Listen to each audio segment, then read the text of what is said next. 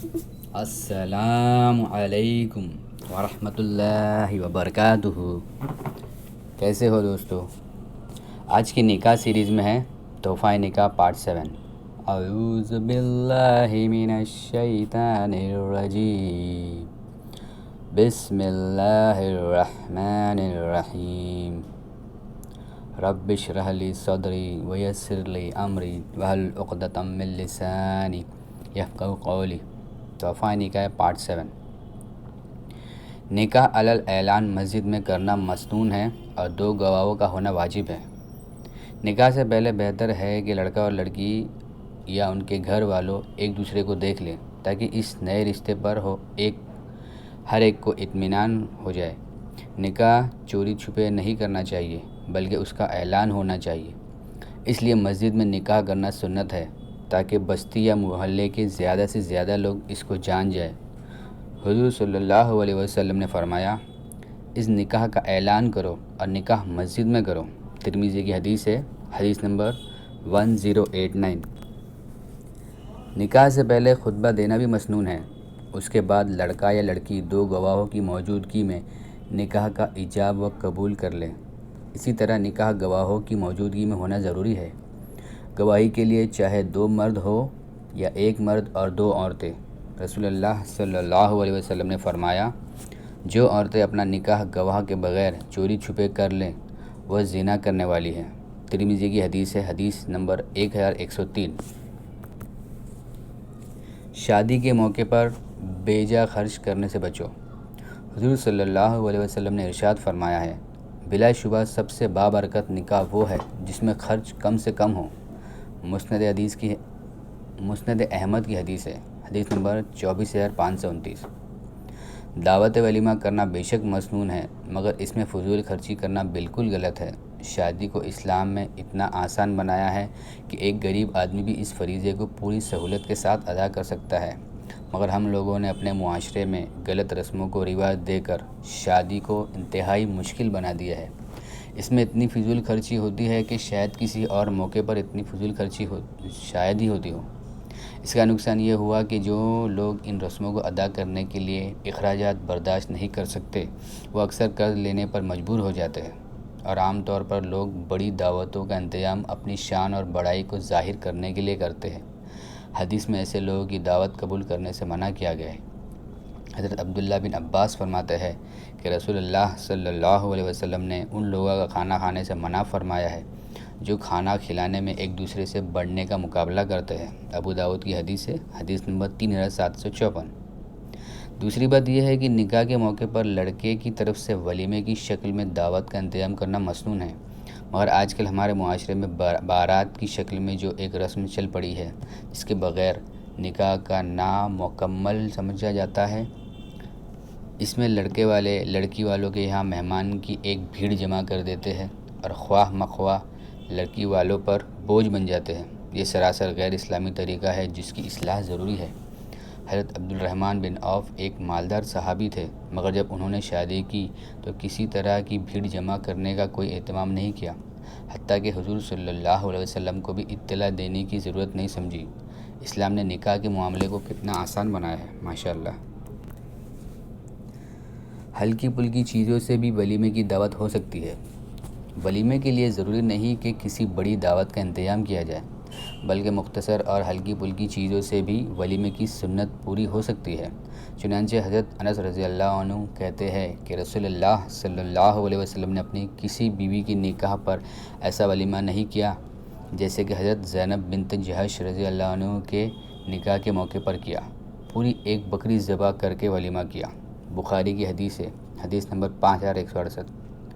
مطلب یہ ہے کہ آپ صلی اللہ علیہ وسلم نے اپنی بیوی حضرت زینب بنت جحش رضی اللہ عنہ کے نکاح پر ایک پوری بکری ذبح کر کے نکاح کیا، مگر دوسری بیویوں کے نکاح پر آپ صلی اللہ علیہ وسلم نے اسے بھی مختصر اور ہلکے طور پر ولیمہ کیا۔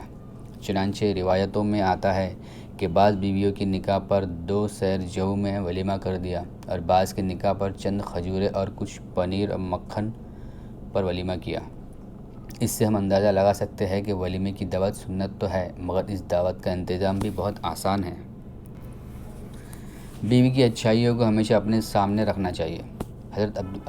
حضرت ابو ہریرہ رضی اللہ عنہ سے روایت ہے کہ رسول اللہ صلی اللہ علیہ وسلم نے فرمایا، عورت کو پسلی سے پیدا کیا گیا ہے، عورت تجھ سے کبھی سیدھی نہیں چل سکتی، لہٰذا اگر تو اس کے اندر ٹیڑھا پن ہوتے ہوئے اس سے فائدہ اٹھانا چاہتا ہے تو اٹھا لے، اور اگر تو نے اسے سیدھا کرنے کی کوشش کی تو اسے توڑ دے گا، اور اس کا توڑنا طلاق ہے۔ مسلم کی حدیث ہے، حدیث نمبر 3643۔ اس حدیث سے معلوم ہوا کہ عورت کی فطرت میں قدرتی طور پر ٹیڑھا پن ہوتا ہے، اس لیے کبھی اس سے کوئی کوتاہی اور چوک ہو جائے تو اسے نظر انداز کرنا چاہیے اور اس کو کوسنے کے بجائے اس کی اچھائیوں اور خوبیوں کو سامنے رکھ کر ہنسی خوشی زندگی گزارنی چاہیے۔ بیوی کے رشتہ داروں کے ساتھ بھی اچھا برتاؤ کرنا چاہیے۔ عورت کے ماں باپ، بھائی بہن اور دوسرے رشتہ دار شوہر کے بھی رشتہ دار ہوتے ہیں، لہٰذا جس طرح سے شوہر پر اپنے رشتہ داروں کے ساتھ اچھا برتاؤ کرنا ضروری ہے، اسی طریقے سے بیوی کے رشتہ داروں کے ساتھ بھی صلہ رحمی اور اچھا معاملہ کرنا شوہر پر ضروری ہے۔ قرآن میں اللہ تعالیٰ فرماتا ہے، اپنے والدین کے ساتھ اچھا سلوک کرو اور رشتہ داروں کے ساتھ بھی۔ سورہ نساء آیت نمبر 36۔ جائز کاموں میں شوہر کی فرما برداری کرنا واجب ہے۔ بیوی پر سب سے پہلا حق شوہر کا ہے، اس لیے ہر جائز کام میں اس کی اطاعت اور فرما برداری کرنا ضروری ہے۔ قرآن و حدیث نے مختلف انداز میں شوہر کے اس حق کو واضح فرمایا ہے۔ چنانچہ رسول اللہ صلی اللہ علیہ وسلم نے فرمایا، اگر کوئی شوہر اپنی بیوی کو حکم دے کہ وہ لال پہاڑ سے کالے پہاڑ پر اور کالے پہاڑ سے لال پہاڑ پر پتھر منتقل کرے تو بیوی کو ایسا کرنا چاہیے۔ ابن ماجہ کی حدیث ہے، حدیث نمبر 1852۔ دوسری حدیث میں نبی کریم صلی اللہ علیہ وسلم کا ارشاد ہے، عورت جب 5 وقت کی نماز پڑھے اور رمضان کے روزے رکھے اور اپنی شرمگاہ کی حفاظت کرے اور اپنے شوہر کی اطاعت کرے تو وہ جنت کے دروازوں میں سے جس دروازے سے چاہے داخل ہو سکتی ہے۔ مجموع الزوائد، حدیث نمبر 7635۔ بچوں کے سامنے اپنا عملی نمونہ پیش کیجیے۔ بچے نفسیاتی طور پر اپنے ماں باپ کے طور طریقے، ان کے اخلاق و عادت اور ان کے اعمال و کردار سے بہت کچھ سیکھ لے سکتے ہیں۔ وہ اگر نیک کام کریں گے تو بچے نیک کام کریں گے، اور اگر وہ برے کام کریں گے تو بچے برائی کرنا سیکھیں گے۔ مثال کے طور پر ایک جھوٹ ہی کو لیجیے، ہم اگر جھوٹ بولیں گے تو ہمارے بچے بھی جھوٹ بولنا سیکھیں گے۔ اکثر ایسا ہوتا ہے کہ ہم بچے کو بہلانے اور پھسلانے کے لیے اپنے قریب بلاتے ہیں اور محض جھوٹ بول کر اس کو کچھ دینے کا اشارہ کرتے ہیں، حالانکہ کچھ دینے کا ارادہ نہیں ہوتا۔ یہ بھی جھوٹ ہے، اس سے بچنا چاہیے۔ حضرت عبداللہ بن عامر رضی اللہ عنہ کہتے ہیں کہ ایک دن رسول اللہ صلی اللہ علیہ وسلم ہمارے گھر تشریف فرما تھے۔ میری والدہ نے مجھے بلایا اور کہا، یہاں آ، میں تجھے ایک چیز دوں گی۔ آپ صلی اللہ علیہ وسلم نے فرمایا، تم اسے کیا دینا چاہتی ہو؟ والدہ نے کہا، میں اس کو کھجور دینا چاہتی ہوں۔ آپ صلی اللہ علیہ وسلم نے فرمایا، اگر تم اس کو کچھ نہ دیتی تو تمہارے اعمال نامے میں ایک جھوٹ لکھا جاتا۔ ابو داؤد کی حدیث ہے، 4 نمبر 4991۔ بچوں کے اخلاق شروع ہی سے درست کرنے کی کوشش کریں۔ اخلاق انسان کا زیور ہے، وہی انسان سب سے بڑا ہے جس کے اخلاق سب سے اچھے ہیں، اس لیے اسلام نے اخلاق پر بہت زیادہ زور دیا ہے۔ ایک حدیث میں آپ صلی اللہ علیہ وسلم کا ارشاد ہے، سچا پکا کامل ایمان والا وہ آدمی ہے جس کے اخلاق سب سے اچھے ہیں۔ ابو داؤد کی حدیث ہے، حدیث نمبر 4682۔ نیز ایک حدیث میں آپ صلی اللہ علیہ وسلم نے فرمایا، باپ اپنے بچے کو جو چیزیں تحفے میں دیتا ہے ان میں سب سے افضل تحفہ اچھا ادب سکھانا دینا ہے۔ ترمذی کی حدیث ہے، حدیث نمبر 1952۔ اپنے بچوں کی شروع سے ہی اخلاقی تربیت کرے، اخلاق میں متعلق چھوٹی چھوٹی باتیں ان کو سکھائیں۔ مثال کے طور پر کبھی غریبوں کو کچھ دینا ہو تو کبھی کبھی بچوں کے ہاتھوں سے دلوائیں، اس سے بچوں کو اندر بھی غریبوں کے تعلق سے ہمدردی پیدا ہوگی، اور ہمیشہ برے اخلاق سے انہیں روکتے رہے، اس میں ذرہ برابر کوتاہی نہ کرے، ورنہ آگے چل کر ان کے اخلاق کو درست کرنا بہت مشکل ہوگا۔ سسرال والوں کے ساتھ پیار و محبت سے رہیں۔ میاں بیوی کا رشتہ ایک ایسا رشتہ ہے کہ ساری عمر اس میں بسر کرنا ہے۔ اگر دونوں کا دل ملا ہوا ہے تو اس سے بڑھ کر کوئی نعمت نہیں، اس لیے جہاں تک ہو سکے اپنی بیوی اپنے شوہر اور اس کے گھر والوں کے ساتھ خوش رہنے کی کوشش کرے۔ جو کام ساس نندے کرتی ہے اس کے کرنے سے شرم و عار نہ کرے، بلکہ وہ کام ان سے لے کر خود کرے۔ اگر سسرال میں کوئی بات ناگوار اور بری لگے تو مائکے میں آ کر چغلی نہ کرے۔ سسرال کی ذرا سی بات آ کر ماں سے کہنا بری بات ہے، اس سے آپس میں لڑائی جھگڑے ہوتے ہیں۔ جب تک ساس سسر زندہ ہے ان کی خدمت اور فرما برداری کو اپنا اخلاقی فرض اور اس میں اپنی عزت سمجھنا چاہیے، اور شوہر کو اس کے ماں باپ سے الگ کرنے کی کوشش نہیں کرنا چاہیے۔ چھوٹوں کے ساتھ شفقت اور محبت اور بڑوں کے ساتھ عزت و احترام کا معاملہ کرنا چاہیے۔ ننند، دیورانی، جیٹھانی کے ساتھ اپنی بہنوں کی طرح برتاؤ کرو۔ چھوٹی ہو تو چھوٹی بہنوں کی طرح برتاؤ کرو۔ جیسا برتاؤ ان کے ساتھ کرو گی ویسا ہی برتاؤ وہ تمہارے ساتھ کرے گی۔ آپس میں ایک دوسرے کی برائی نہ کرو۔ کسی میں کوئی عیب یا برائی دیکھو تو دوسرے سے اس کا ذکر نہ کرو۔ کسی کی برائی اس کے پیٹھ پیچھے کرنا غیبت ہے، اور غیبت بہت بڑا گناہ ہے۔ غیبت ہی سے آپس میں لڑائی جھگڑے ہوتے ہیں کہ ہم غلط تھوڑی ہے کہہ رہے ہیں، اس میں وہ برائی موجود ہے۔ یاد رکھو، غیبت تو نام ہے اسی کا ہے کہ کسی کی پیٹھ پیچھے اس میں موجود برائی کا ذکر کیا جائے، اور اگر اس میں برائی نہیں ہے اور پھر کی جائے تو وہ بہتان ہے، اور یہ غیبت سے بھی بڑا گناہ ہے۔ جو بچے بچیاں تمہارے سسر کی یا ان کی قریبی رشتہ داروں کی اولاد ہوں، ان کے ساتھ نہایت شفقت و مہربانی سے پیش آؤ۔ جو تمہیں پڑھنا لکھنا آتا ہو وہ ان کو سکھاتے رہو، اس سے بخل نہ کرو، اس سے تمہارا دل بھی بہلے گا اور ان کو بھی پڑھنا لکھنا آ جائے گا۔ سب لوگ ایک دوسرے کے حقوق ادا کرنے کی کوشش کریں۔ اسلام نے ہر شخص پر ایک دوسرے کے کچھ حقوق اور ذمہ داریاں رکھی ہیں۔